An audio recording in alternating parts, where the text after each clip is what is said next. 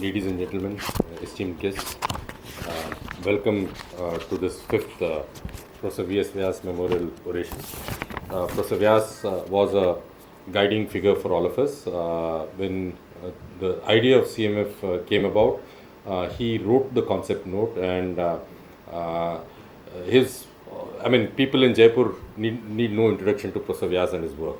I have been a little unfortunate because I had a long association with IMA where Professor Vyas was the director, but I never had the opportunity to be either his student or his colleague.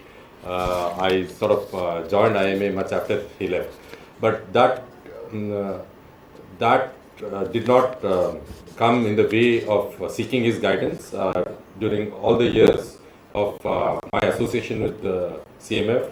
Professor Vyas was always there as a guiding light, and he was always calm, composed, and very humane, with great amount of humility and very accessible. So it was great to have interacted with him, and we are very fortunate that we have been permitted to have an annual oration in his honor every year.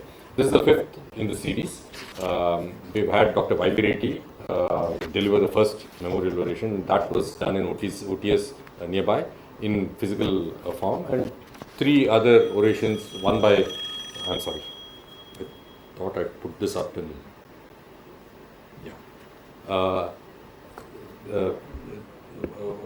one was by Professor Tridip Suhrud, the noted Gandhian scholar. Professor Anirudh Krishna was also not very strange to Rajasthan. He was a Rajasthan cadre IAS officer who's now a professor in Duke University, and Vijay Jagannathan, which Malika just mentioned.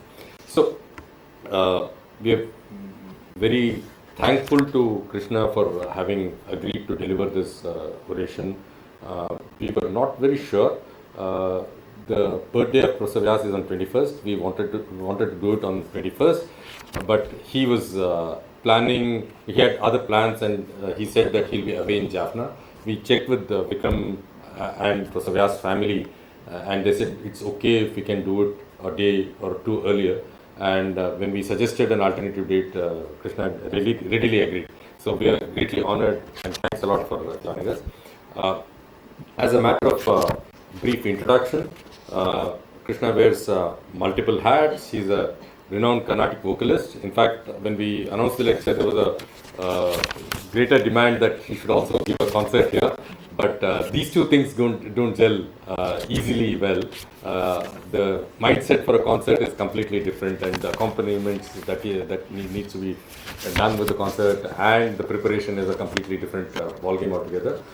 He has promised that he'll come here for a concert independently some other time. So we hope that will also be a thing that Jaipur will witness. But more, he's much more than just a Carnatic vocalist. He's an intellectual, public intellectual in that sense. He's an author, and he also speaks very openly about issues that are coming up and are plaguing our society and our country. His book, A Southern Music, is a fairly well-regarded book, Carnatic Story. It's a testament of his ability to explore the philosophical and socio-political dimensions of art. Another book which is very, very important is called Sebastian and Sons, The History of Mridangam Makers. And it's a fascinating sociological study of caste and other dimensions that plague the music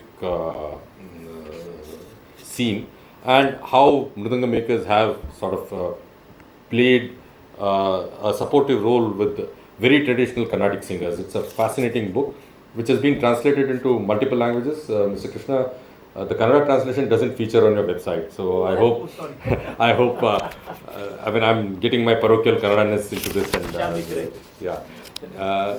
it's been translated in multiple languages, including my language, Kannada. So, and he's also done multiple collaborations on trying to extend the possibilities of music. One with the environmentalist Nityanand Jayaraman, performances with Jogapas, transgender musicians, and Katai Kutte. That's another thing that we saw when Krishna came to Bangalore a couple of years ago. Uh, I think it is a great honor to have you, sir, amongst us and deliver the fifth, Vyas Vyas Memorial Oration. It is an honor to Professor Vyas as well. The topics and the issues that have been dealt with in the past talks have been possibly very close to what Vyas himself stood for, Professor Vyas himself stood for, and we are extremely thankful that you have agreed. Thank you and welcome once again to Jaipur on behalf of all Jaipurians, though I myself am not a Jaipurian, and welcome to CMF and welcome to RIC. Thanks a lot. Professor Vikram Vyas to say a few words and share also about Professor Vyas, his vision and the work which he did at Ajit Foundation. Hello. Thank you, Malika. I will not be able to cover everything that Malika has asked me to do, but I will like to share a few things. When I came to know that T.M. Krishna had kindly agreed to give this memorial lecture, serendipitously, at the same time, I was in the middle of reading an extraordinary memoirs by a Japanese-American poet, Garrett Honogo. His memoirs are titled The Perfect Sound, a memoir in stereo, which is a meditation of power of recorded music to fight alienation and injustice. Just to give you some context, Garrett Honogo is a descendant of Japanese plantation workers who worked in the sugarcane plants in Hawaii. His grandfather was put in prison just for being a Japanese, and his father fought for America as an American Japanese, and he learned electronics. But while he was learning electronics, he started losing his power of hearing, and he loved music, so he started making stereo. So that is the background of. Now, why am I saying all this? Because when I was reading, of course, because on my mind was T.M. Krishna's oncoming talk, and when I was reading these memoirs about recorded music, I was reminded of collections of records that my father collected over the years, EPs and LPs. My first memory is of maybe when I was 5 years old, he coming from Bombay or Delhi with a blue small briefcase, which was HMV record player. And over the years, he would go on collecting. But there are a few records which stand out, which became my favorites, which were his favorite. One of them was, sorry, I just have to get this.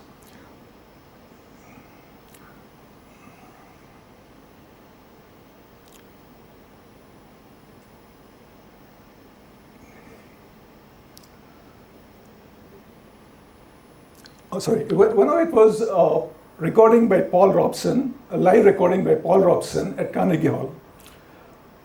Now, I know some of you don't know who Paul Robson was. He was an extraordinary human being, a giant of a human being, a black American athlete, an Ivy League player, an actor, one of the first black person to play Othello, but he was a singer, and he fought for injustice all his life.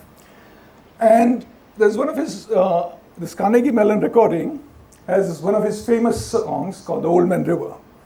Now, The Old Man River was a song which was a musical. And there was a line in the song called, I'm tired of living and afraid of dying. And Paul Robson changed it. He said, I keep on fighting until the day I'm dying. And he changed the song, which was kind of a lament to a revolutionary song. And if you ever get a chance to listen to that live recording on that album, it's by Columbia. It's an amazing recording. And I think my father bought it in 1970s when he first went to US. So all these records and all these memories and were coming to me, and especially with T.M. Krishna, I'm going to speak on music and his lifelong interest in music and fighting injustice through music. So one of the time when I was listening to, or I don't know when it occurred, my memory is quite hazy, but he mentioned to me, my father, that I heard Paul Robson. He came to Bombay and he was in St. James College. It was a crowded auditorium, he said. We were always standing, and even Raj Kapoor came. And so I'm certain that if he was around, he would have been thrilled today to hear you.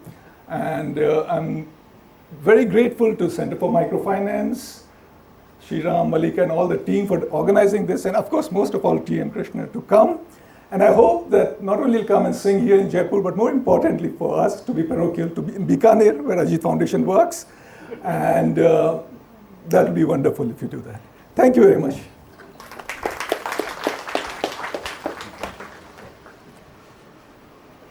Thank you so much, sir. We will now request for the release of the fourth, the monograph of the fourth Professor Vyas Memorial Oration. So I will, for this oration, along with T.M. Krishna sir, Professor Shriram and Professor Vikram Vyas, I would like to invite on stage Aparna Sahai ma'am from the Governing Board of CMF, Mr. N.S. Sisodia, former Chairman CMF, and Mr. Rajiv Vyas. Please join us for the release of the monograph. Please come on stage, it's a 2-minute affair, please. Ma'am, just to join us.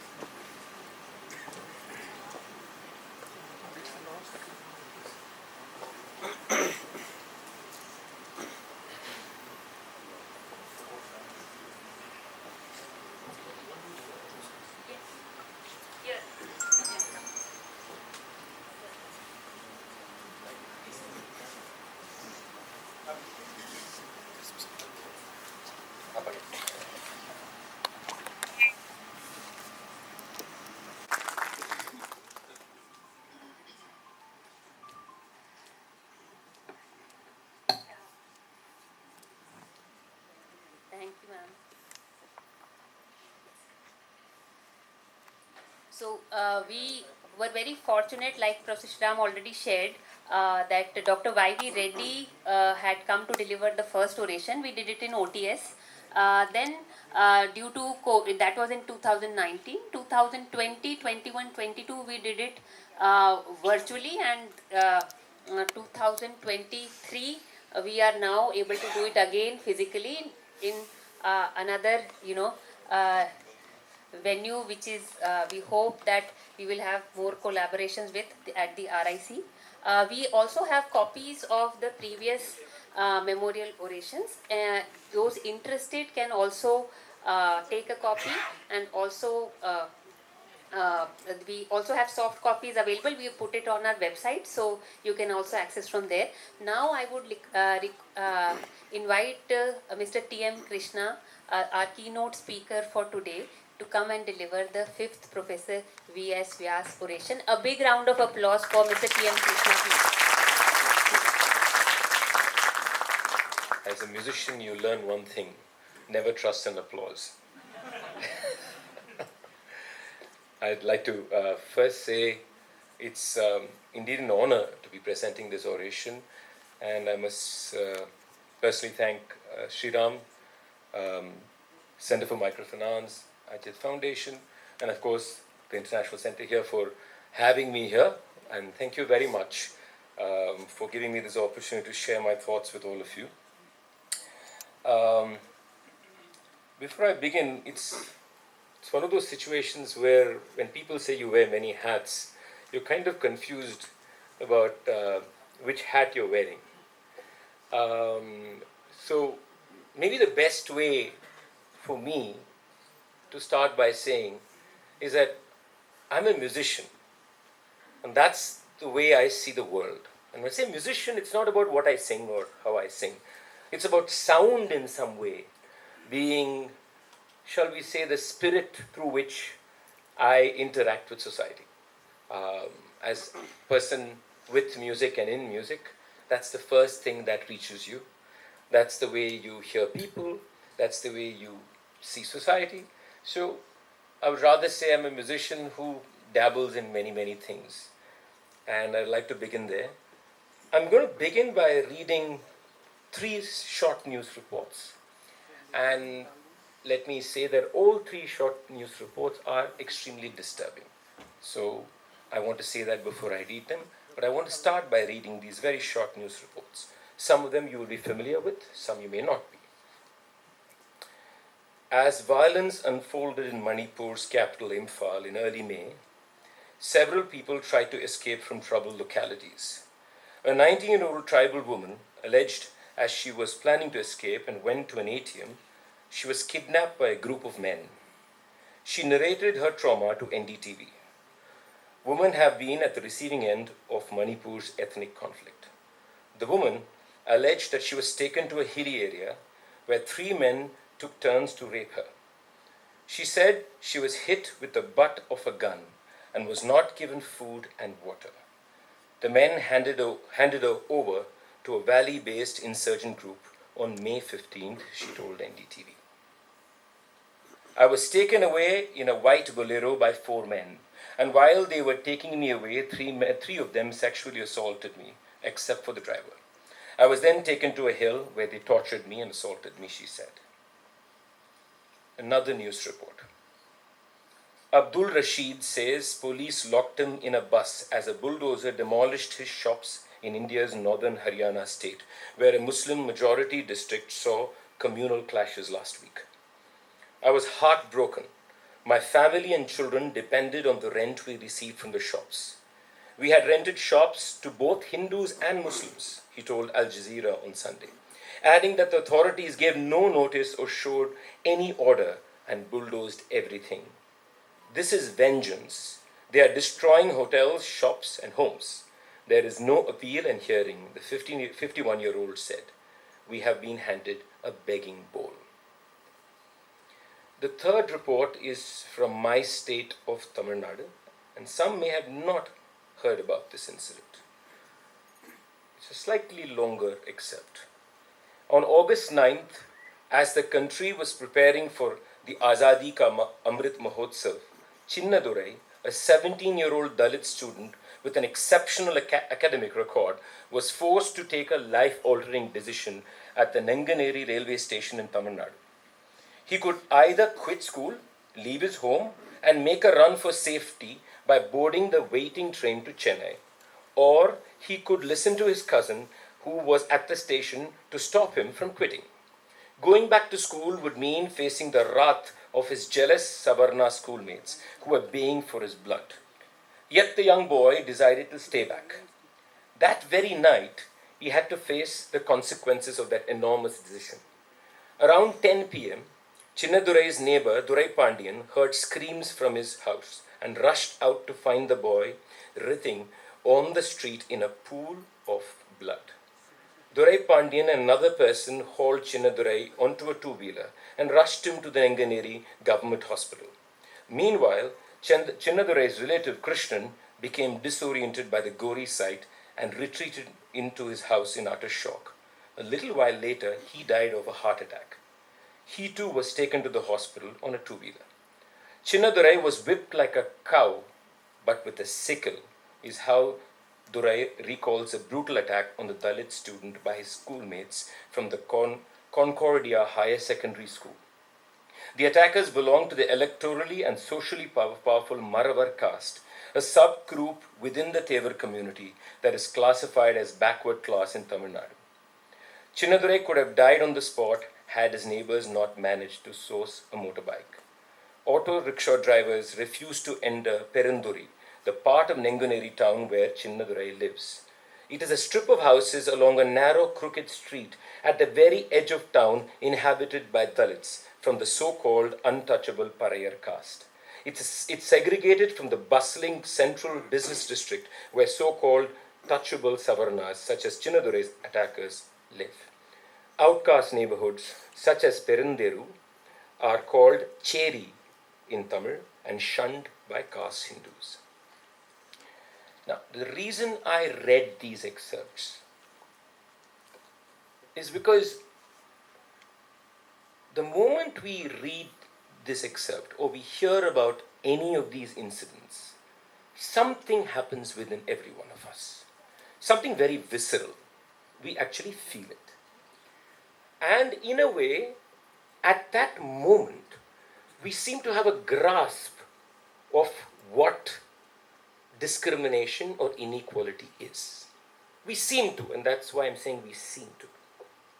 I'm saying this because I'm not entirely convinced that that momentary reaction that we all have, which is in our body, in our gut, is truly an understanding of what inequality is.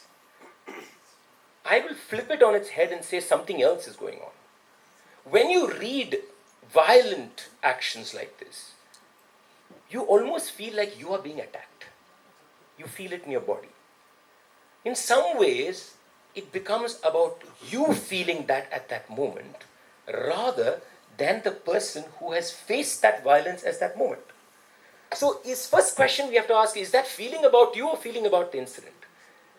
Is that reaction truly a reaction to the inequality, or is it a reaction to your own discomfort of what has happened? Because every time this happens, there's an outburst. Social media is full of comments, disgrace, all these words we kind of, all of us churn out, including myself. Right? And then 2 days later, what happens? Nothing happens. This is one point. The second point I want to make is the other, I'm using this word carefully, the other problem of this reaction is that we somehow believe that we are not participating in that violence. That you and I are good people. We don't consider all this, we are equal people, we treat people equally. That this is happening somewhere there where there are these horrible people who do these horrible things. Even if it happens to a person in your house, you will say somebody is doing it, right? So this also takes us away from our own participation in what is happening. And I want to begin by saying that let's keep aside these extreme cases of violence for a moment. I am not going to speak about these conditions today. I'm going to try and talk about what we are. Because unless I am able to investigate that personally for myself, this is only another incident for which I will scream for a day and say, look at how horrible our society is. Until I realize that maybe, and I stick my neck out and say, I am also responsible for that Dalit boy being beaten up and nearly killed in some manner, in the way I act at home, that in the network of inequality that we are part of, at different parts of its network, we are participating in that end action of physical violence. Unless there is that awakening in every one of us,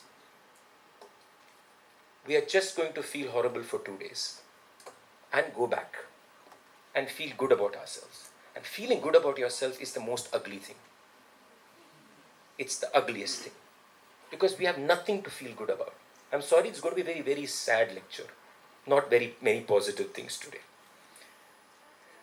You know, coming from the world of music, especially within courts, placed within courts, classical music, there are some things that are bestowed upon us. Oh, you represent the great Indian tradition. So you're singing a music that is 2000 years old.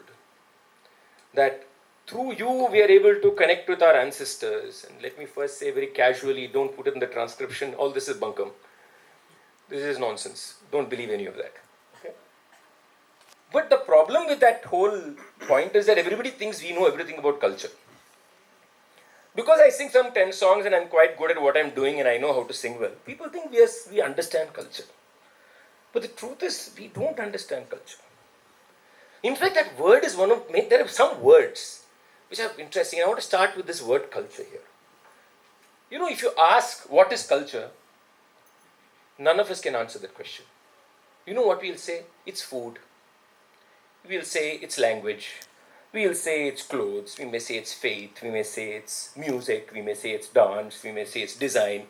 So what you're actually telling me is manifestations of things that you are used to. That's all you're telling me. But what is culture? That question has not yet been answered. Because there has to be a framework, a philosophical framework, a structural framework on which you're building these designs that either keep us together or separate us. Right? So it is one of those abstract words that even I don't still understand. If you ask me what is culture, I'm like, I don't really know. I know what I do. I know what I don't like. I know what I like. But is that culture? I still don't know. So when we use this word, and I think that we use it in singular nowadays, right? Indian culture, again, nobody knows what they're talking about. This whole idea that there is something that maybe we are trying to say in some manner, that there is this idea of something that keeps us all together, that connects us. So first we'll have to ask whether that is true.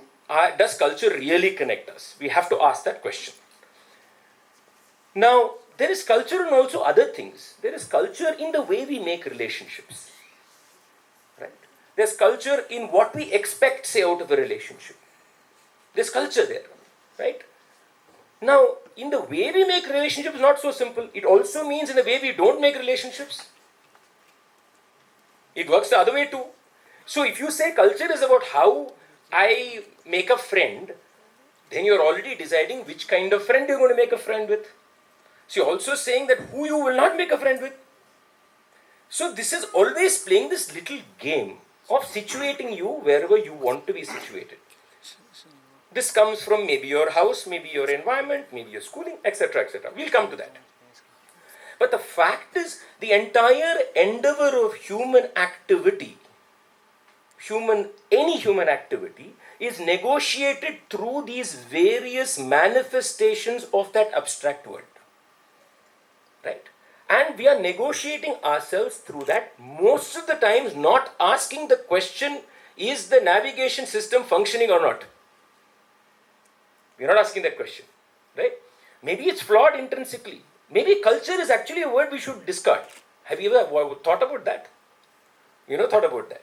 Right? So then you can say, no, Mr. Krishna, I disagree with you. I mean, it's not like every one of us are so like hard-bound people. We are fluid. We love that word now.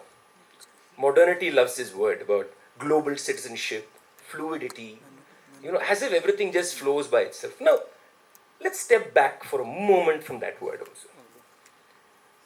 Is fluidity controlled? That's a question to ask. Are we also directing how the flow should happen? Are we saying the flow should not happen this way? Then there are some people who have the authority to be fluid.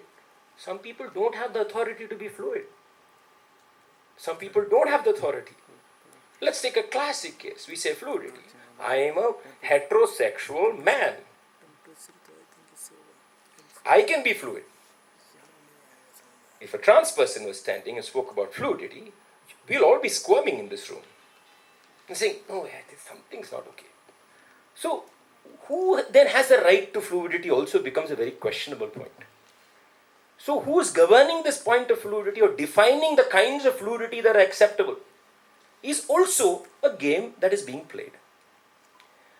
So, there are two ways this fluidity is controlled. Either it's overtly controlled, like in the case you saw of this Dalit boy, where it's overtly controlled, where you said you have no business. And by the way, you know why that Dalit boy was attacked?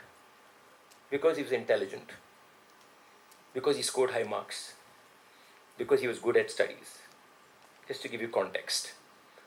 So then, this boy had, in a way, no intellectual fluidity. The ability to just be doing an endeavor that he loved doing. Right? So you overtly can control it. You can also do it not so overtly. In restricting access, in deciding where what belongs, you can easily do that.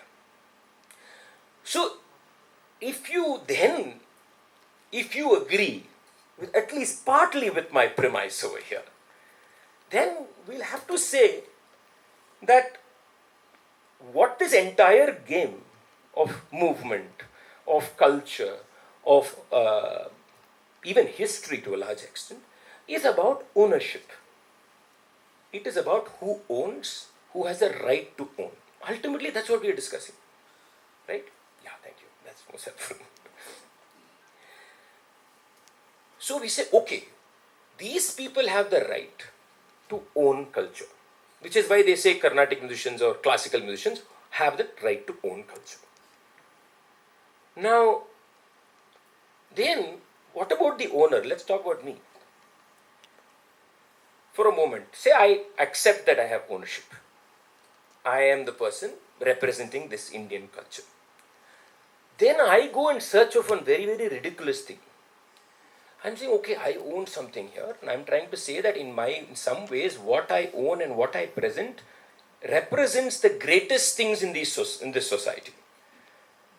Now, then I have to go a step further and say, how original is what I own? Which is why the 2,000-year-old argument comes, right? So then I say, no, it's not enough. If I say I created this and own it, who cares? Right? So then I build a different story around it. And that story is to say, I own and I preserve and I carry forward something that is very original. And the other dangerous word, pure. The moment I place that into my whole discourse, the gravitas of anything I do increases. The irony is, the original is always a farce. There can be nothing that is original. In the sense, let me take you a music example. Say I learnt a song from my teacher in 1985. Okay? And I learnt it from my teacher. I sing it in 1992. I sing it again in 1998. I sing it again in 2010. I sing it yesterday. Is it the same song? That song was composed by Tyagaraja in 1794. Hypothetical name, it's just an arbitrary year. He was alive then, so it's just a year. Is Tyagaraja's song my song? Why? Is the song that I sang in 1986 the song I'm singing in 2023? And I'm saying very practically, if you listen to the melody, not in abstract ways, practically, if you listen to my rendition of 5 different times, they are not the same rendition. They are all very, very different. So this notion that I'm carrying forward something that is very, very old and preserving it and handing it over is a blatant lie presented in order to create control for one group. That's all it is. And therefore, when we say old, when we say original, we are saying it's the ideal. We are not saying it's original. We are saying it's the ideal. But what is ideal, we'll also speak about. In this process of originality, there are other things I do. The moment, and as you saw, originality will keep changing, but you will keep adjusting the word originality every time. Now what I sing today is original. The same thing sung 15 years ago was original at that point of time. Right? So that's always changing. In this process, there is also what we could call collateral damage. Now the collateral damage is for whom? Anybody with lesser power than me, who at that point of time may be singing versions of this which don't fit into my originality or my speech of originality. And that's where erasure happens. You start erasing discourses, erasing songs, erasing people, erasing ideas, erasing knowledge, erasing thoughts, because they don't fit into my whole storyline of original, which I can change, nobody else can change. So I am always doing that through this mechanism. I'm also doing another thing. Say, the gentleman there sings a song. Right now, I'm physically at a higher position than he is in, because I'm on stage. So he sings a song. I have a microphone. I'm much louder at this point than the gentleman there. His song may be quite beautiful. I say, that's a very nice song. But it's not good enough, because he's singing it. So then I take that song and make it my song. So I erase him and also change the ownership of the song to myself, which we call appropriation. And I bring into originality something I've stolen. I'm actually a thief. I'm a thief. I will never acknowledge I'm a thief. So all this is happening when I want to create this idea of originality. So this whole idea of repeated action, I just want to just touch upon that a little bit before I move on, because I have talked about habit here. The fact that repeated action or the repetition or the constant rendition of something or a could be a ritual, could be anything, in a way is a problem. It's something that is very evident in the very famous Tagore-Gandhi conversation. I feel that that moment Tagore was almost Marx at some level. Because one of the things he does when he's probably the only person during that period when Gandhi was talking about, everybody spinning a charka. Nobody going to college, stop every activity because that's the most important activity. Tagore took a stance which is drastically different from any other intellectual at that point of time. And he made many arguments. One interesting argument he makes is about the problem of repeated action. And I think it's a fascinating argument and somewhere close to Marx's argument about the factory floor. When he says when you put a person in the factory floor and keep him in the factory floor and you make sure he just does that little thing every day, you actually are ensuring that there is no human development in that individual, that the mind of the individual is erased, that the words like creativity and innovation don't exist because you have reduced the person to that one physical action. And in some way, Tagore says very similar things. He says when you remove the individuals from that and you make them all do that one action, because you believe that one action is the most morally right action, you are, in a way, creating thoughtless individuals. And I think that's, as a creative person, it's a very important critique that he brings about at that period of time on Gandhi. So, we have to think about repeated action or habit as what it does to us. It is not that you don't do the same thing again. That's not what we are saying. What we are actually saying is we are doing it without thought and without feeling. That we are not invested entirely in its every moment of happening. It could be any human activity. Any human activity. When that is happening, then the individual who's doing it is not actually participating in that endeavor. So when we are, say, telling people, keep doing the same thing, and that's what caste does, right? Or even gender discrimination does exactly the same thing. All discriminative processes basically tell people, just keep doing that, because that's what you should do. What we are doing is something else. It's not about that exact job. But it is similar to what Tagore is hinting at.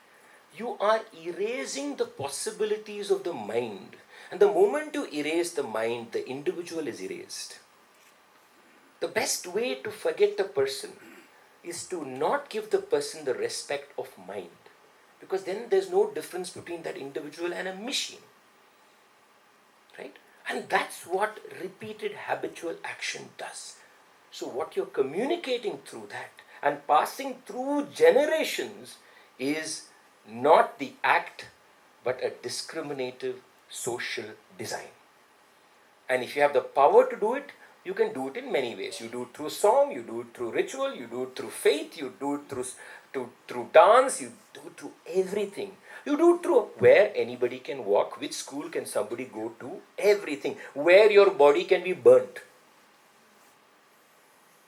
Doesn't spare you at all, right? And this is, by the way, what we call is culture. Let's go back to that word. Look at the amazing thing.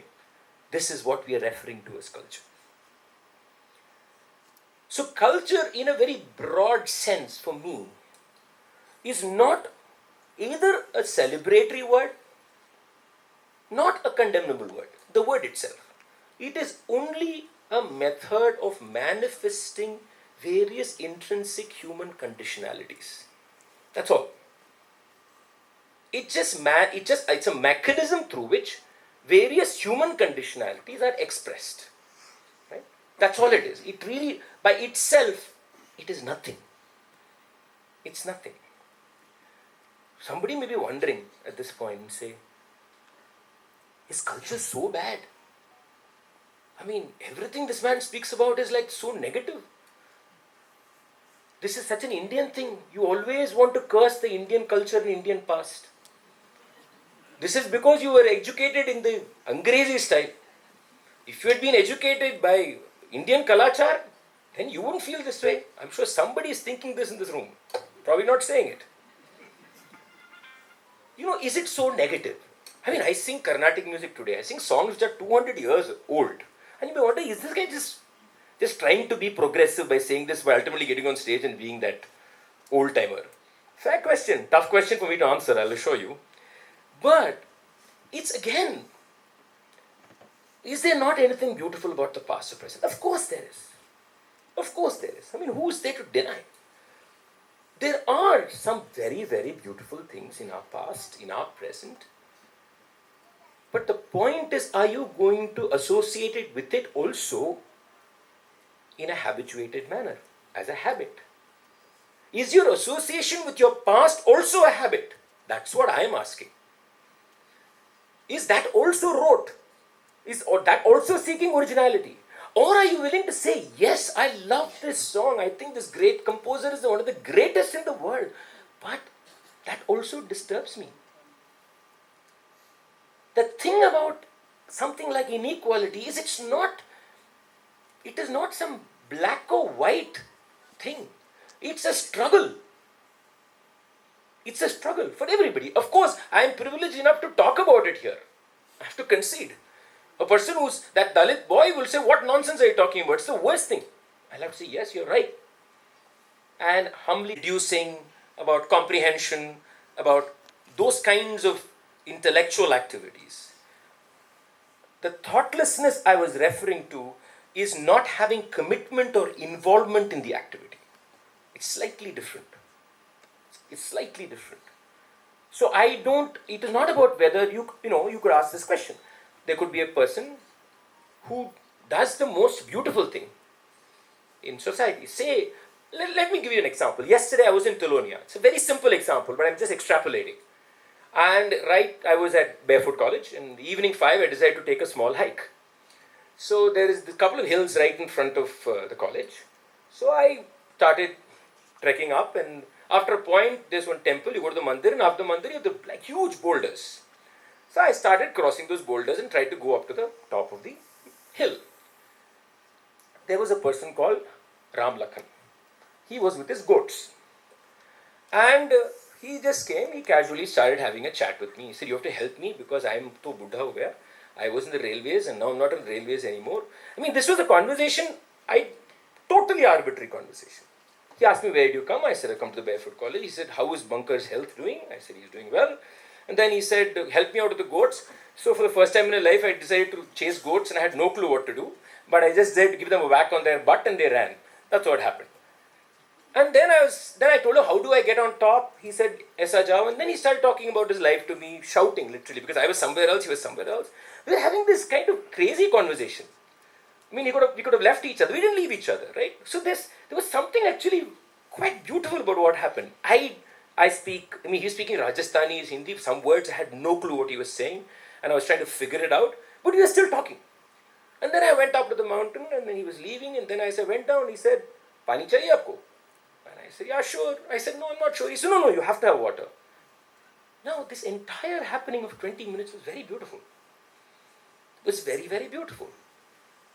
Something to unknown people from unknown spaces, which is having this banter and this sharing water. And then he said, okay, bye. I said, bye. I'm never going to see him again in my life. He's never going to see me in his life.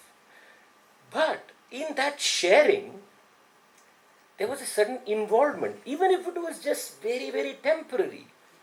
That's what I'm talking about. At that moment, I didn't judge that individual. He didn't judge me.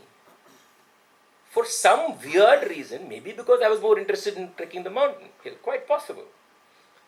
But in that moment, there was a human sharing. That was not habit. If it was habit, I may not have wanted to talk to that person. If it was habit, he may have looked at me and said, this guy looks like a definitely urban guy look at me. Give away. I don't want to have a chat with him. He could have been intimidated by my presence. It's also possible. Or he may have thought, what is this fellow doing here? This is my territory. But none of this happened. So this connection is a very thoughtful connection, though we don't associate that word with it. It's a very momentary, thoughtful. This is what I'm talking about when I say you can't act thoughtlessly. Because when you act thoughtlessly, you are only following a pattern that you're always designed to fit into, whatever the design may be.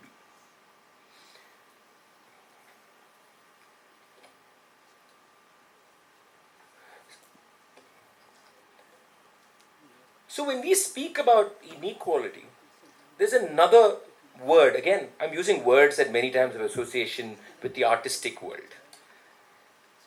Beauty. Like something is beautiful. It's very connected with the artistic world. That's a beautiful piece of music. That color is beautiful. That shape is beautiful. That design is beautiful. Right? And beauty in many ways is at the core of this whole idea of habitual inequality. And I want you to understand beauty slightly differently. It is a recognition of something that you feel gives you a certain form of pleasure. That's what beauty is. It gives you a certain form of pleasure. Recently I came across a quote. The great Tamil poet who wrote the Ramayana in Tamil said something about truth, which I'm going to tell you and say it's very connected to beauty. And the translation is something like this. He said, he's talking about Ayodhya, talking about Rama. And he says, because there were no lies in Ayodhya, it could be thought that there was no truth. Because there were no lies in Ayodhya, it could be thought that there was no truth. If there was nothing called ugly, will beauty exist? Fascinating. That's why I said it's very interesting, very similar. If you didn't have the idea of ugly, then what is beautiful? Would you even get the pleasure of that beauty? As an artist, I have to ask that question too. If there was not bad music, then why would anybody specially listen to me? What is the difference between Sriram singing and me singing? I'm not saying you sing badly, but but it is a very interesting philosophical conundrum. It's an interesting philosophical complexity, right? But most of the times, we divide ourselves, we identify ourselves, we split ourselves initially from this notion of beauty, or rather the notion of ugliness. Let's flip it on its head, right? The fact that what is ugly has been defined in our head, we gravitate towards what is we consider beautiful. It's simple. Say there are 5 people in the room. Just next time do a simple experiment to yourself. If there are 4 people you're meeting for the first time in a group, just watch who you would talk to first or who you would look at first. And I'll put a wager on this. You will look, or you will smile, or you will turn, or you'll hope for attention from that individual that you thought was beautiful. Beautiful could be physical, it could be even the voice, it could be even what they spoke. Right? We are in a way designed to negate what we don't think is beautiful. Right? And it is, why I'm saying this, it is from this. So we are not responding to beauty or ugliness. Right? We are responding to our innate need for what we already discussed. What is agreeable, what is acceptable, what is not acceptable, what is pure, what all those patterns are again being played in physical or intellectual emotional beauty. And I think it's very important. I think one of the things that we lose out in our sociological conversations about discrimination and inequality is this very, very actual emotive reaction to people and to things. That's the first thing that kicks in. You open the door, there's somebody standing outside the door. Who would you allow in? Who wouldn't you allow in? Is that an intellectual activity? No, it's not. That is how you first discriminate. I'll give you another musical example. I've used this many times because it happened to me. I listened to a form of music which I'd never heard before. The first time I heard that musical form, that sound, and I mean this, it was noise to me. And I mean noise. I don't mean versions of sound. It was noise. This is like many parents going to their children saying, what are you listening to? That's totally noise, right? Very similar to that. But after 6 months of actually engaging with that music, with that noise or sound at that point, I suddenly was nodding my head to it. And I was telling myself, okay, what happened in these 6 months that made noise music? Or in other words, ugly beautiful.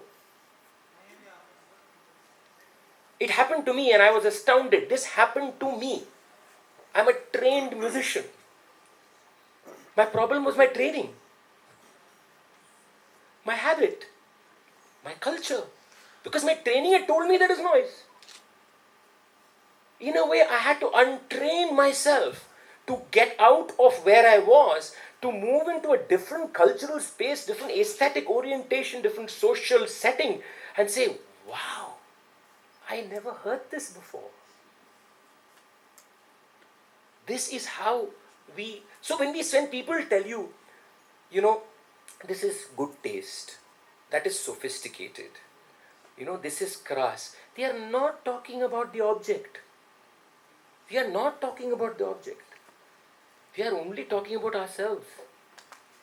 The object is what it is. So we are just saying that this is what we want. This is what we don't want, is what you're saying. I often joke, okay, I'll come to that. But, in the world of art, especially, music, initially when I began, I said classical within quotes. And I keep it in quotes. Somebody for many years, for a decade now, I've said that word is a bogus word. The word classical has absolutely no aesthetic meaning, has no even musicological meaning. It is purely a word used to discriminate against other sounds. Simple. And I'm willing to argue this with ad nauseum with anybody. Because there is nothing aesthetic. Nobody can give me an aesthetic definition of what is classical and what is folk. They can only tell me tastes. I don't like this. They'll say that is more nuanced. There are nuances you don't understand and I don't understand. Sometimes you go witness an art form among people who you may think are not intellectually elite enough. And they understand every movement that is happening on stage, every dialogue, and I am standing there saying, I don't know what's going on. Who is sophisticated? Because they don't speak English? Or because they speak a dialect that is not the dialect of sophistication? All these words. Even these words we say rustic, ethnic, they are not compliments. Please don't ever think they are compliments. They are words of discrimination. When you say something is earthy, nobody will say T.M. Krishna using earthy music. They'll say T.M. Krishna using divine music. They will not look at a Lavani artist and say that was divine. They would never say that. Why? Because they've already situated the person. So the other thing is not only vocabulary, it's about also situating the individual or the culture or the music or whatever it is in a certain location. And the location then is determining whether that location is to be respected or at what degree of respect it needs to be given. Right? So even where it is placed is made, and then it is also about its role in society. Now, let me just complicate this a little bit. Another quandary.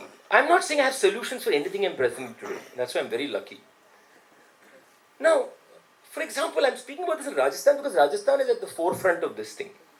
Your entire textile design, curtains, bed sheets, pillow covers, cell phone covers, that entire industry of built, right? It's a very interesting philosophical quandary. And I'll tell you why it's a quandary. The Anoki world, basically. Or the Fab India world. You can call it what you want. Now, the question here is this. say we have identified, yes, we agree that there are these wonderful traditions across villages, among communities who are mainly marginalized, that has to be addressed. But, and I get the economics of it, and I'm keeping that aside for a moment, that the economics of it, that is required for a certain, you need to build the economy to it, you need to build local industry for it, you need to build villages of industry for it. But the question here is, who is deciding what is the product? Who is deciding what needs to be in what pattern so that the rich and elite in Delhi, Bombay, Calcutta, London and France and Paris will buy? Isn't there a philosophical problem there? There is a philosophical problem there. There is a sociological problem there. That in the economic activity, there is also us defining that there is no way we will change the way we live in order to make sure certain traditions grow or the traditions have a certain manifestations. We say they need to cater to my needs. And the only reason I can say that is because I'm more powerful to say that. So there's an interesting, very important quandary there, which we are not willing to address. We only are furthering it. I'm not saying that we should not use the products. I'm not saying it's not economically important, but can we think of redesigning our lives? Can we think of it in the other way? How many decisions are being made by the people making those products about what will sell or who it should be sold to? There's another thing, right? Now we are all into organic handlooms. Everywhere you go, people are talking about organic. I'm also wearing one, so. Right? Then we go to a village and we see women wearing, say, synthetic clothes. And what do we say? Look at this, they've all been spoiled. They're not wearing their traditional material, synthetic. Boy, you were the one who 30 years ago said synthetic is great for society. You were the one who made that fashionable. Now you've suddenly got all this awakening and saying you want to be Gandhian in some fashion, get local industry, build all this okay. One, you make that same cotton inaccessible to that individual in the village. You produce in the village and sell everywhere else. You make it so expensive for that person who's making it to buy it. And then you say they have no taste. And say their tastes have been, shall we say, all muddled. Because you're watching too many Bollywood films. All these things we throw out, right? How problematic they are. This is a form of aesthetic violence. It is. So how does one reimagine? This is my question. That's the question I'm posing. How does one reimagine it? Reimagine the mechanism of the relationship. That's all we need to do. Right? In that reimagination, we can then talk about inequality. Until then, we're just playing a habitual game. There is no difference between this game and a game played by some other group of some other power.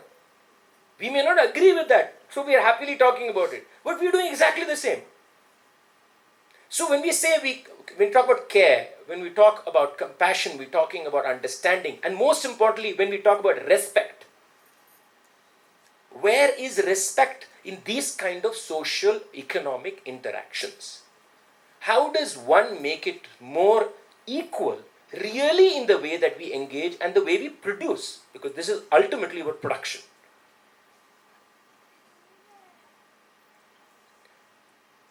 Okay, this is all seen. And Sriram did speak about the book I wrote called Sebastian and Sons. How much time do I have? I can go on for a while.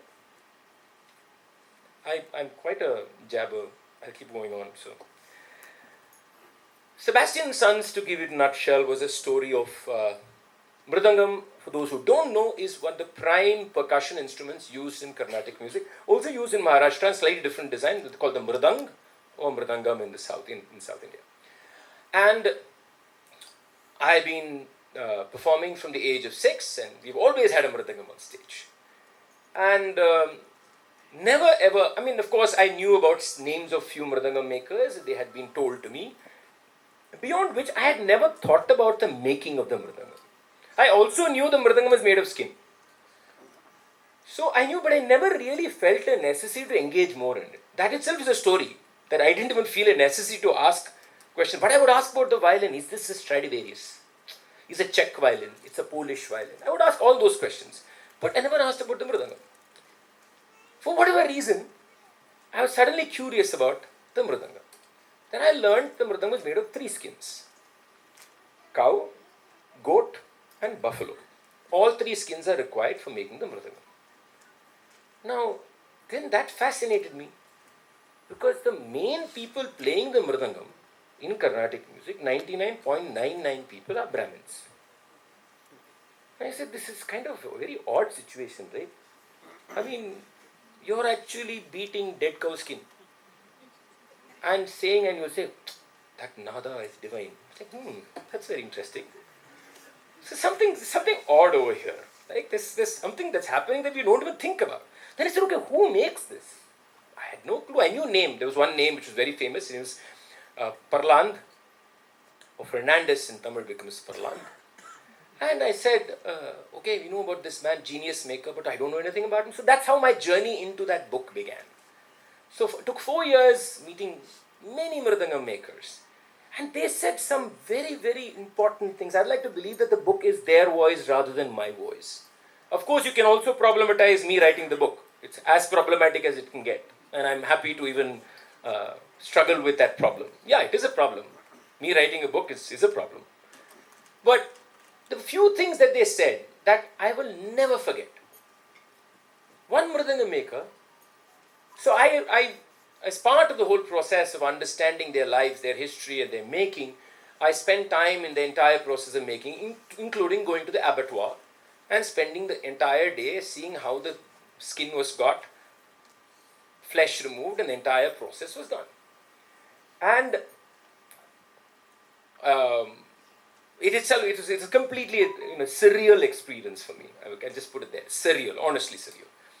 And of course, the entire process is bloody. It's gooey. It's mud, it's dirt, it's flesh, it's everything, right? And when I spoke to one maker about this, I said, don't you feel bad? Something to this context, I'm paraphrasing. I said, don't you feel bad that, nobody knows about you? I mean, you do all this. So he said, sir, when the mridangam player goes and plays that, and everybody says, this is divine. They don't want to know about blood. They don't want to know about the blood. They don't want to know about the flesh. They only want that sound and say, it's divine. Then another mridangam maker said something to me. And we were talking about the fact that Navaratri is happening in another month or so. And on the day of the Vijay Dasami, on Saraswati Puja, the previous day, all books, everything are kept within the puja room of most Brahmin houses at least. The mridangam is kept there, right next to the god, made of cow skin, mind you. The mridangam maker said something to me. Said, sir, the mridangam can go in, I can't go in. Because most mridangam makers are Dalits. The people who make the mridangam are Dalits. Many from one family, which is a Christian Dalit family. And then he said something. He said, in a different context, he said, the mridangam is here.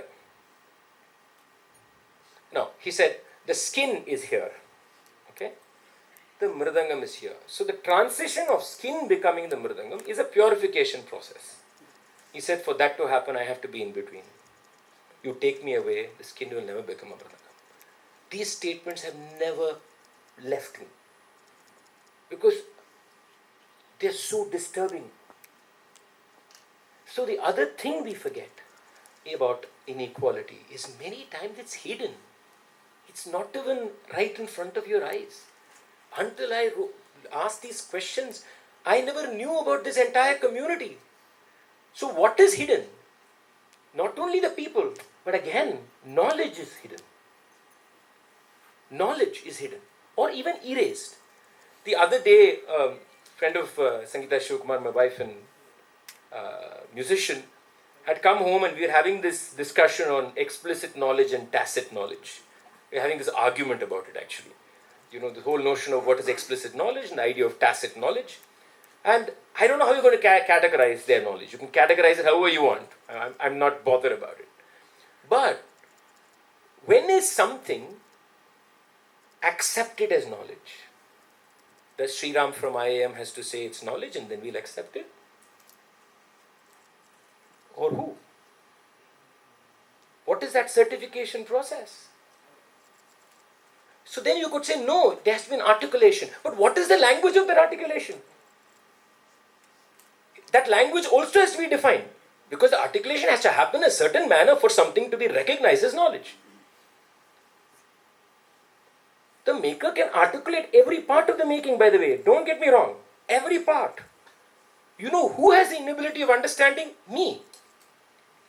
I don't know his vocabulary. I don't know his knowledge system. I don't know the transference of word into action. Everything that we expect in what we call academic knowledge creation. Right? It is a lack of understanding of another way of accessing, of creating, accessing and sharing knowledge.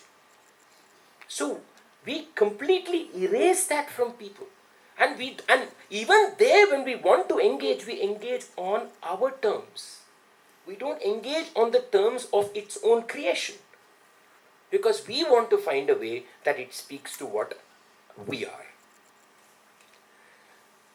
I won't take too much more time, I promise, but just want to say a couple of things. Now, when we've talked about all this, the other word that we so often are using nowadays, diversity. What does it really mean then? Especially in the context of where we are today, because we want one everything. One country, one food, one, I don't know what, one everything. One ration card, everything one. So what is diversity in this? So then let's step back there again and say, even before we counter this idea of one, is diversity an equal opportunity status? Diversity has never been an equal opportunity. So we have celebrated, so we romanticize. In those days, everybody hugged and kissed. Nobody hugged and kissed like that. It's all just romanticization. It can be political tools. Use it. No problem. Agreed. But the fact is, diversity is always struggled with ingrained inequality. Diversity is not an equal platform, has never been an equal platform. We have to say that loud and clear if we want to fight this idea of bringing everything into one.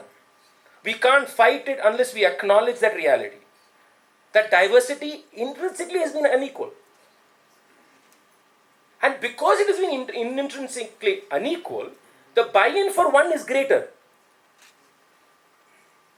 That's what's actually happening in some way. If it had been intrinsically equal, the question of one won't arise. Because there is no contestation happening at that point. But since there's so much contestation in this cultural sphere happening, the appeal of one is greater. So first thing we have to say is diversity, the way we have practiced diversity is not the way we should have practiced or we should be practicing diversity. I think we have to say that.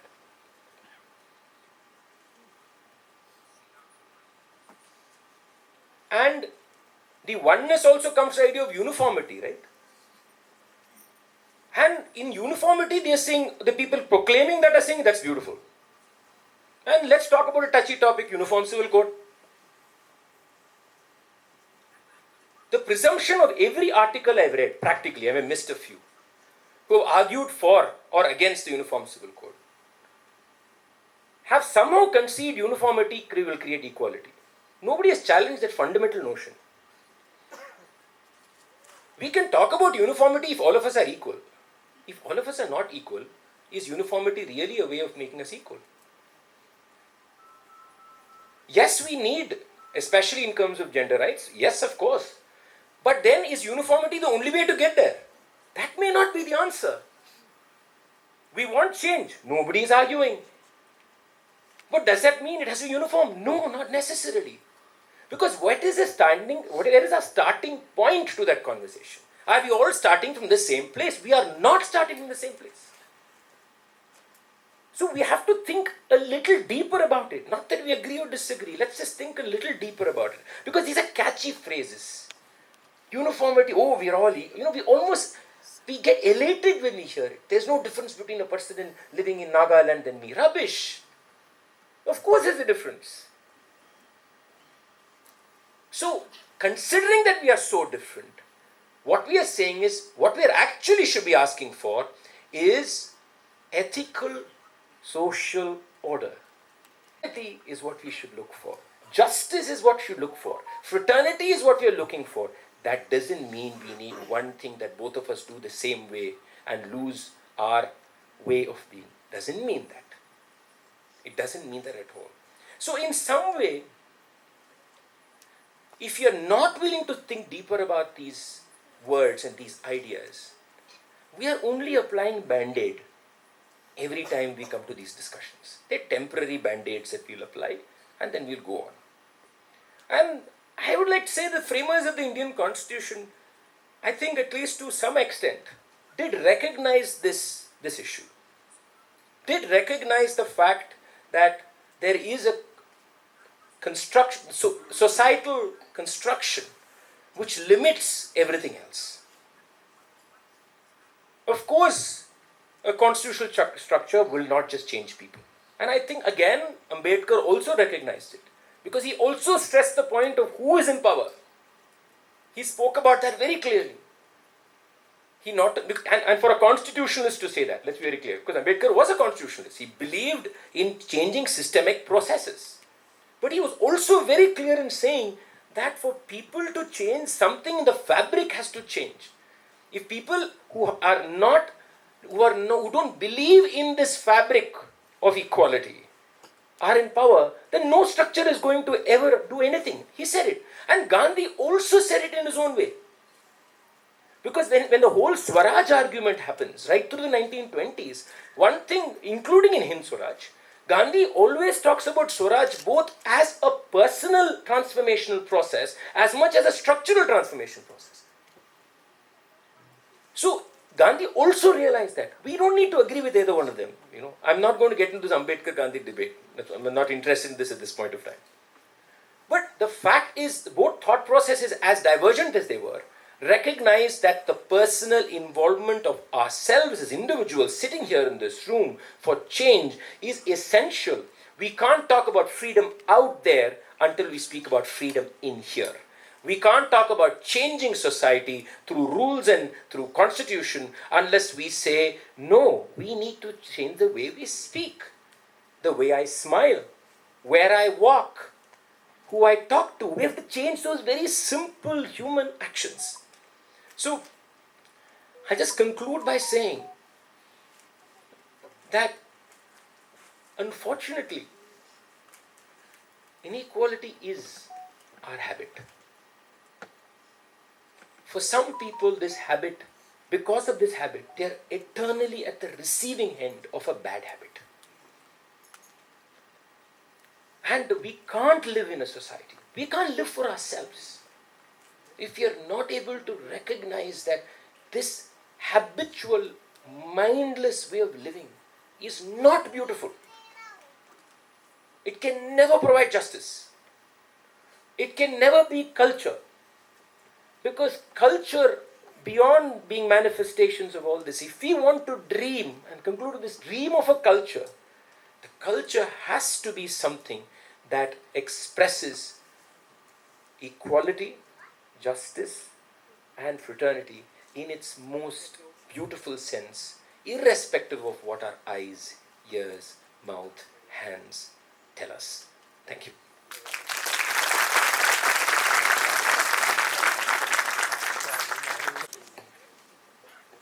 Thank you so much, sir. I'll hold on my thoughts for a bit for the conclusion, because in many ways CMF and other development fraternity, how much of this inequality, how much our own biases, diversity, these are all questions we get grappled with, and I'll park my thoughts for the conclusion, but I'll request for questions from the audience. We'll take a few questions, and if you could, and anybody who wants to speak in Hindi also, your questions, please feel free and we'll translate them. Yeah, okay. So we can start off with, we'll just get a mic. Please also share your name. Yeah. Yes, sir. Yes, please. Good evening. Thank you, esteemed panelists, and thank you all for organizing this. I am Dr. Mahika Nanda. So I'm very keen on knowing your thoughts in terms of the human response to resistance to discrimination, resistance to violence, because resistance also is a very important aspect of human conditionality. So in some ways it is also always manifest in culture. So what are your thoughts about how do we feel when there are people protesting on the road, when there are women coming out in the Me Too movement, etc.? We is a very large we, but I'll try. Yes. So, one of the things that if you take any part of the world, and ask the question, which is the section of society that is always asking through art or through any other fashion, through literature, the difficult questions, resisting, pushing back, through song, to theater, through poetry, it's that section of society that the rest of society refuses to listen to. It's always true, whether it's the African American story, if it's the Dalit story, if it's the Muslim story, it's always true. Because there's no other choice. Unless I scream at your face, you're not willing to listen to me. Unless I keep telling you I am getting killed, you don't care a damn. So one of the things that you find is across the world, first, they are the section of society, unfortunately, always at the forefront of resistance. Now with this comes a baggage of things, and which I'll try and unpack here. The baggage of things that comes is method of resistance, for example. Right? Now, that section of society, if you look at the poetry that's written from marginalized communities or the songs, the words and the music and the colors and the tones are always, if for lack of another word, on your face. Because that's the only way, right? The same thing, when heard by the middle class, the privileged, will say, that's ugly. How can that be music even? How can that be even resistance? We have also defined resistance. I know I'm told so many times, say it, but say it nicely. What does that even mean? Say it, but say it nicely. No. That is how we react very often to resistance, right? Unless you are the person, the target of it. When you're being beaten, you scream. What else you do if you're being beaten up? You scream. If you're beaten up always for generations, what do? You either become so conditioned and pushed that you say, this is my life, and concede, or you scream louder. You create collectives. So one of the things that you find, even within the progressive world, with all that we say, we are uncomfortable with certain forms of resistance. Let's be honest to say that. We want resistance to be in a certain way. Write an op-ed column in Indian Express. That's very good. A lot of bad language came from resistance. A lot of bad language came from resistance. Because it resisted the order of morality of society. Right? Or certain things, man could use certain words, a woman could not use certain words. What's all this? So when that was countered, how else do you counter but use the word? Or turn it on its head? So, even among these are very loose words, progressive, but I'm just using it. There is a discomfort with resistance as a holistic idea. That can be anything. The first thing I think we need to do is realize when you're uncomfortable with something, you need to step back and think about why you're uncomfortable with it. So there are different kinds of resistances, but my priority in my answer has been the resistance that has always been there, the resistance of the marginalized. And the rest of the society has to open up its intellectual and emotional palette to recognize it. You can't wait for another thing, you can't wait for the poet to become 70 and legendary and then say, oh, I only listen to that poet and read that poet. Sorry, that kind of nonsense happens too much in the progressive world. It's unpalatable. When the same person was 20 and saying it on your face and you were not mature enough to read that literature, that was not good enough for you. So we are always judging even resistance. And something we have to think about. I have to think about at least.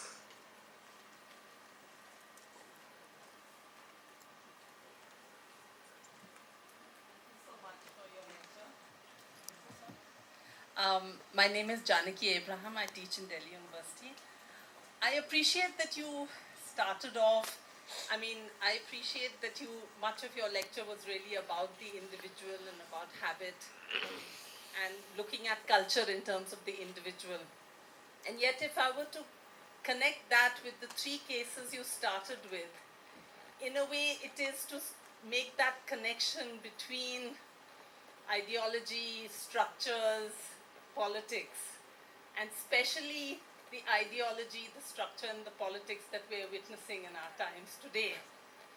So do you want to say something about the bridging of the two? Because in a way, what we consider culture today and what we consider to be legitimate habits are in fact quite frightening. They're not things that we relate to. This is not an India one can often not recognize in a way. So how then do we make sense of that? Is it really India we cannot recognize? I'm just taking that, you said it, I'm actually just reacting immediately to it. I'm not even processing it. And I'll try and see if I'll be more specific in what I'm saying. I'm not disagreeing with the obviousness of that statement. I'm not disagreeing with that. But when we say that, I'm like, okay, let's just wait. Is this really an India we cannot recognize? And I'm not very sure it is true. I'll tell you why I'm saying this. The India today is, bluntly put, vulgar. Sorry, I'm just going to call it out. Yeah, but this vulgarity is not dropped from the skies. It's not. The point I'm trying to make is I am vulgar. And the fact is that I have refused to deal with my vulgarity. And if my context does not allow me to deal with my vulgarity, I become more and more vulgar, and then it manifests to a point where we say, oh my God, is this the India we recognize? And that is why those examples were taken, because we don't recognize that. But does that mean it's not happened for the last 50 years? No. It's not true. I have a problem with romanticizing about this India of of my childhood or something, because I think while it may be partially true, again I still say it's partially true. I feel it's such an escape boat for me also at some level of taking away my responsibility to why we are here today. And I would rather keep myself responsible and say, no, we are here because of me, because I did not do anything about it. And I think the link which you're talking about is there in taking of that responsibility of where we are today. That's what is my link. Can I take responsibility for it? Of course, there are so many horrible things being perpetrated today at a scale we've never seen before. So what are we frightened? What is scaring us? The scale or the event? I'm just raising this all out. Is it the scale or the event? Is it that at one time riots was happening only in one place? Now you see it. Harsh has spoken about this. Harsh Mandar has spoken about this. How at one point of time it was happening only in clusters in certain places. Now it's happening everywhere. So, one is, what is the mechanism that got it everywhere? Of course. But what is scaring us? That is everywhere? Or is it itself? I don't know. Sometimes I think we're responding to scale. And in a way, we're also responding personally because we're scared it's going to hit us. So I feel somewhere that is also a fear that's coming. Oh, it is a monster that may come to me. Maybe I'm responding to that too. Maybe at some level I am. I don't know. But I'm just saying that the link that I hope to make in presenting those ghastly cases in the beginning, and then in a way detaching myself from those ghastly cases, was primarily because I don't want to be limitedly engaged to only ghastly things. I want to invert that and say that is happening because a series of ghastly things are happening within me. And in some way I'm part of this network. In some way I am participating in that ecology of that network. And I somehow feel if we go in that route of contemplation, then we will be in a better place to tomorrow face even more monstrosities that may come in. Because we can't just go in cycles. The other fear for me is, say this passes. I mean, we were discussing before we came here about COVID, for example, right? We were talking about COVID, about how we've all forgotten COVID. I mean, COVID was the worst time for 3 years. We seem to all forgotten. Does anybody even remember it? No. I'm worried we'll forget after this passes. That's what is my greatest worry. Is that this passes and then we say, wow, we can go back to the old India. What are we talking about? I don't want to go back to an old India. I want a new India. That's all I'm saying. Thank you.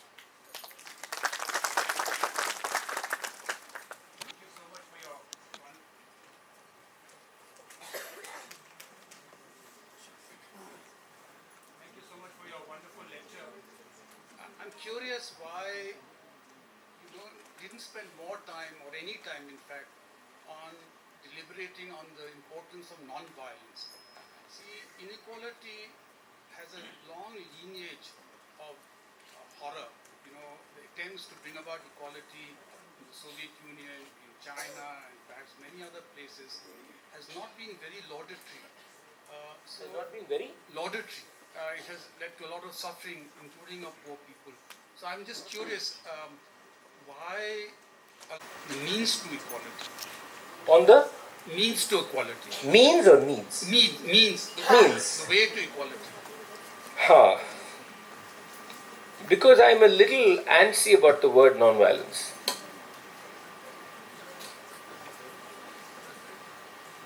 I prefer to explore the word freedom than the word non-violence. And because non-violence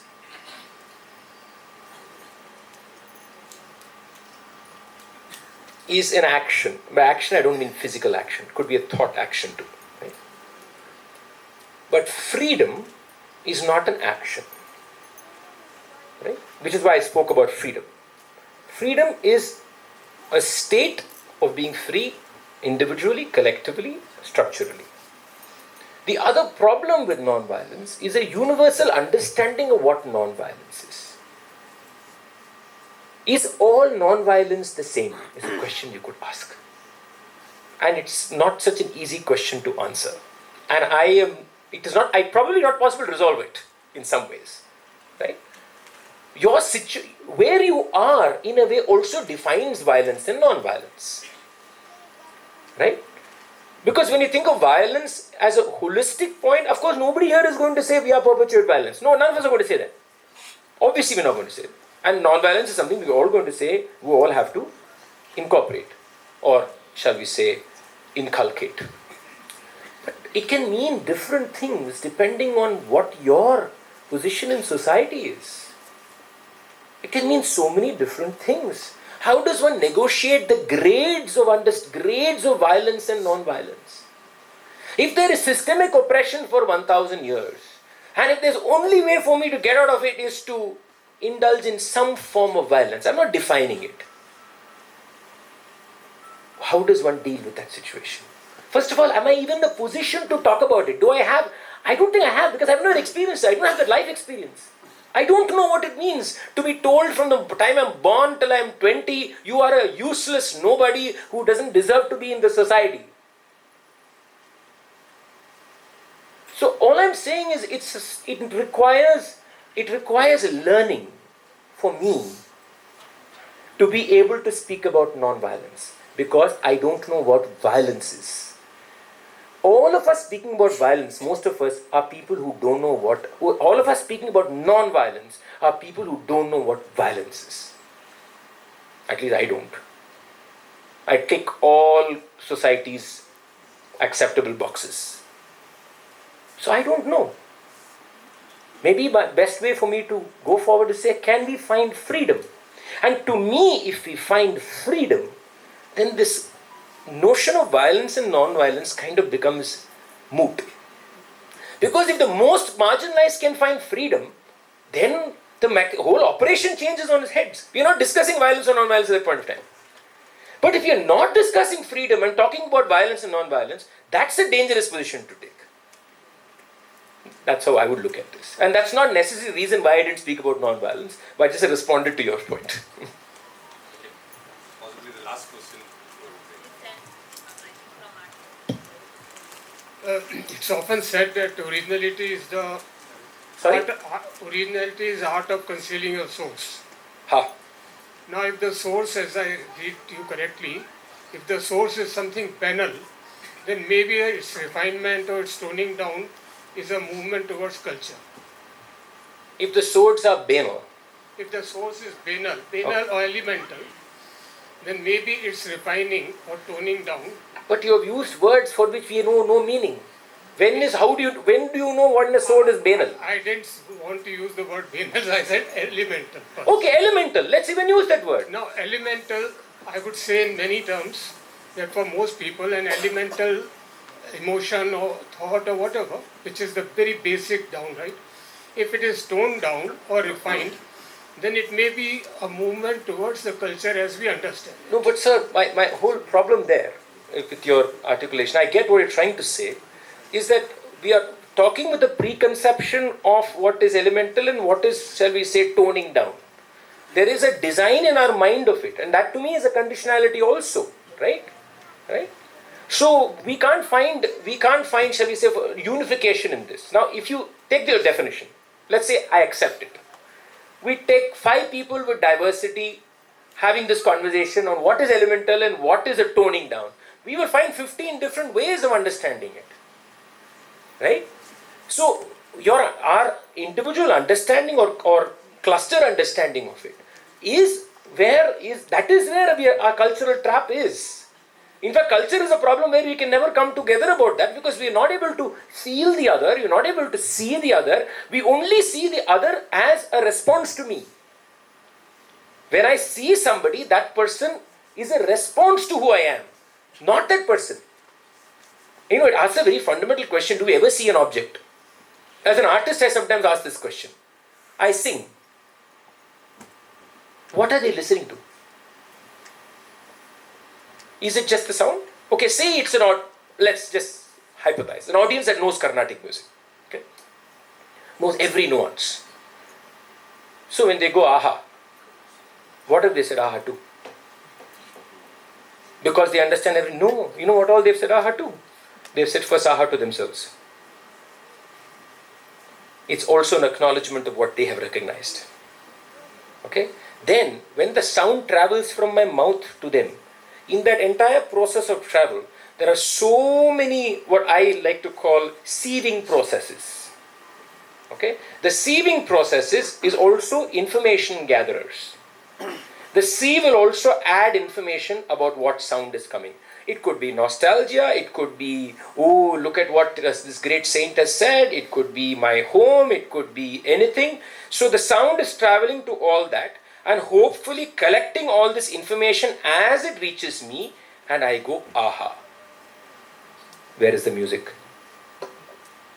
Is it in this whole process? Now this changes from individual to individual, cluster to cluster.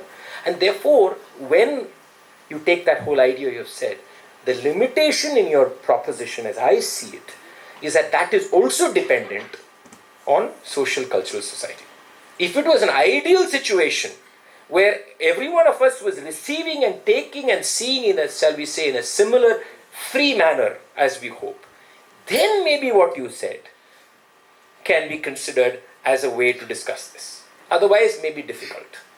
My idea of culture was not something very homogeneous. No, I didn't say yours is homogeneous. I'm just saying, I'm not saying you said homogeneous. I'm just saying that it is difficult to make that proposition when there are different ways of even perceiving the proposition. Therefore, it's difficult. It's like the stream of consciousness. So when you see a painting, different people have a different analytic view of a painting. It's not even analytic is what I'm saying. It goes back to the idea of something being blatantly ugly. Not just analysis, just could be something which just senses say that's ugly. But the sense is not saying that is ugly. The sense is saying so many other things. The people who paint it are ugly. It says that that kind of color is ugly. That kind of perception of beauty is ugly. Oh, this person lives in that locality. All those painters paint the same way. So many links within loops, within loops, within loops. That's all I'm saying. One question from there. You can stand up and sit, and then now we'll not take more questions. Please. Sir मैं आगे आ जाओ. No, they have. The lights. No, I couldn't see.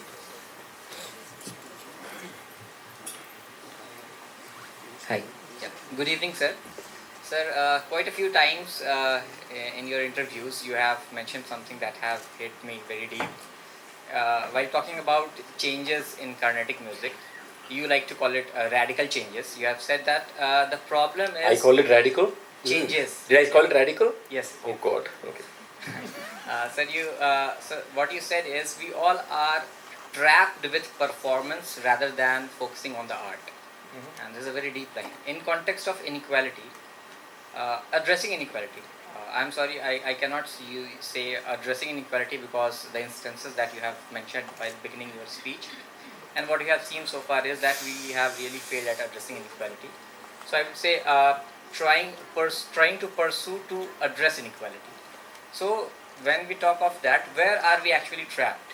I mean, it's you could use the same phrase for society, right? That we are more interested in the performance than the art. We are more in society also interested in the performance than knowing. Maybe it works that way too, doesn't it? We are more interested in performing our roles, which has been predetermined in thoughtless manner. We are very good performers. Whether you will be recognized as a performer or not depends on where you come from. So we perform. We all perform. And maybe that analogy works for the way we are in society. And that is why we don't want to know. We don't want to learn. We don't want to see. We don't want to share. Because we are performing. Maybe it works both ways. So this is also the same reason why we are unable to address inequality. Yeah, I agree. Because we are all performing. And that's why I spoke about this whole idea of thoughtless habit. And performance is a thoughtless act. As a performer, I'll tell you that. Performance is a thoughtless act. To perform and get your applause, I don't need to be conscious at all. I don't need to be at the moment at all. The machine will come on and it will do whatever is required to make sure you go back home and say, Kya baat hai yaar? I know how to do it. And we all do that. At our work, in our relationships, in everything that we do, we perform. And when our performance is challenged, that's when we don't like it. That's the problem. Thank you. Sing a song for us. No. Still, it's exhausting after. So I have an answer to whenever people ask me that question. I have an answer, and I will say that after he finishes. It's actually an incident. I've said it so many times, but I don't care. I'll say it again. Yes, sir. So you could please sit down. You don't need.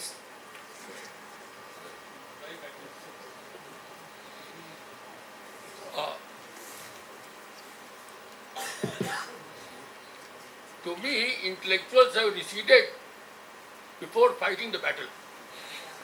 In this country, what it seems to me most pitiable is the intellectuals who fought for freedom and won it. They have been Bhima Court, whatever. You remember all that? Yes, of course. And the columnist, I am a columnist for Hindi paper. I write very cautiously, means I don't even condemn vociferously. I only suggest. But there are other people who are doing it vociferously. Yes. And they should. Of course.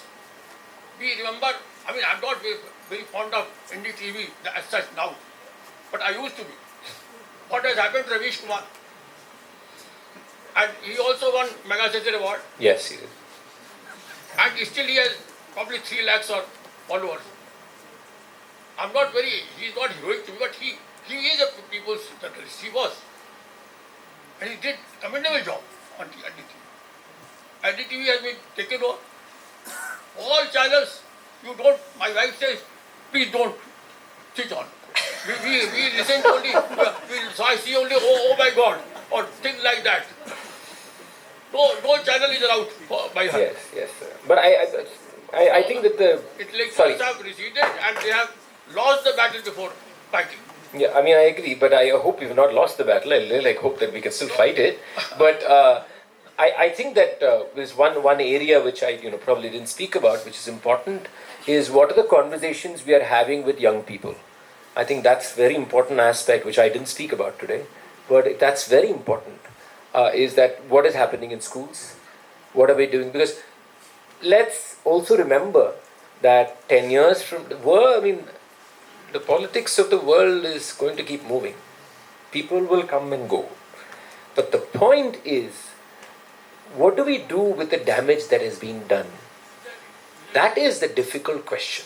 And that is why I feel is what we need to do in our own capacities is, even if it means we have horrible WhatsApp groups in our families.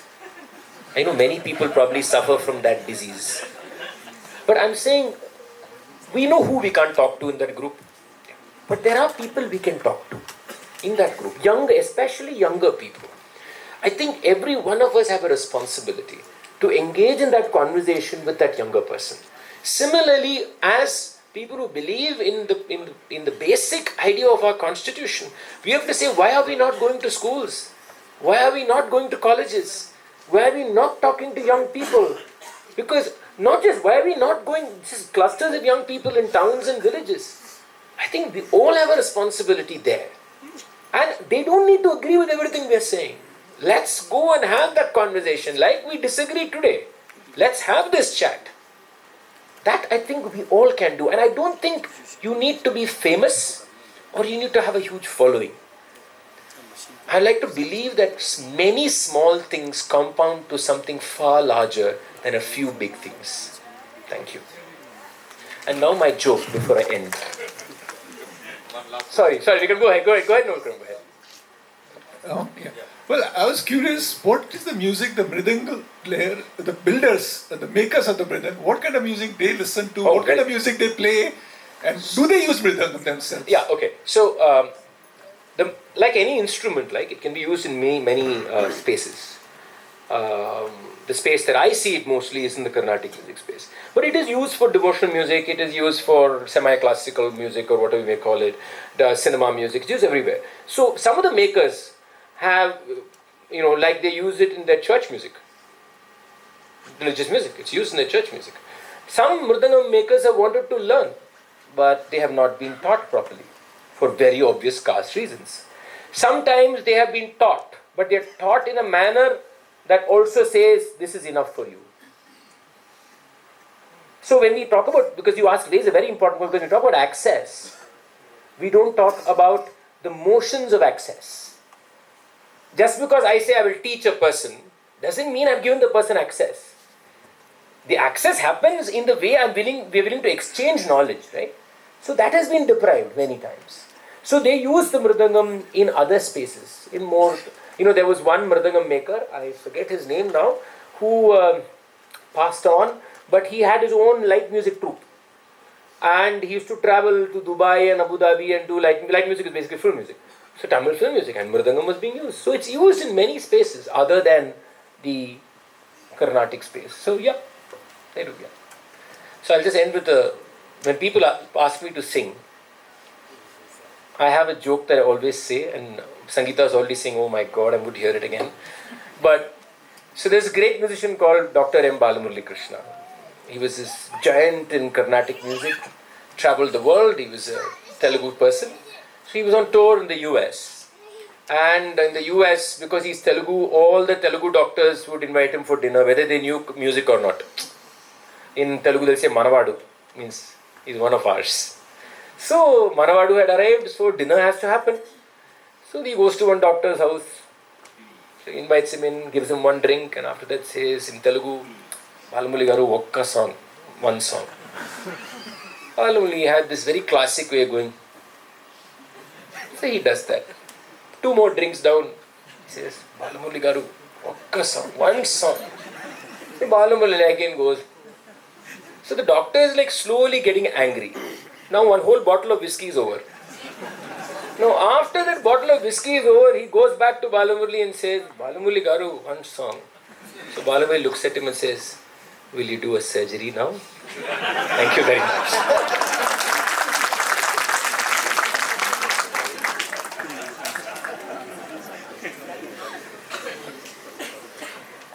Thank you so much, sir. Yeah. Thank you so much, sir. It has been really an honor for us to have you here. And, as a lot of people from who are here are also from the non-profit sector. And in many ways, they are confronted with inequalities of various kinds. CMF itself works. It started its work with women self-help groups. So, and we've seen our team is quite a few of them are here. Deep, biases that women can do, women can write books and all. And also, how we have been working with tribal communities, the SC community, what all they go through. And I think somewhere our teams have also felt that, we also need to relook at it, are we also carrying some of the biases, how we can address it in beyond the project interventions also. So as food for thought for us as to, how we are basically structured as, it's a cultural habit, and how then we need to strive towards addressing it is something which we will carry from this talk. Thank you so much, sir, and we look forward to have you again with us in Rajasthan sometime soon. And it's been an honor, and I think we will carry this, and people will think over it, and try to also incorporate in the work which we do. Thank you so much. Yeah.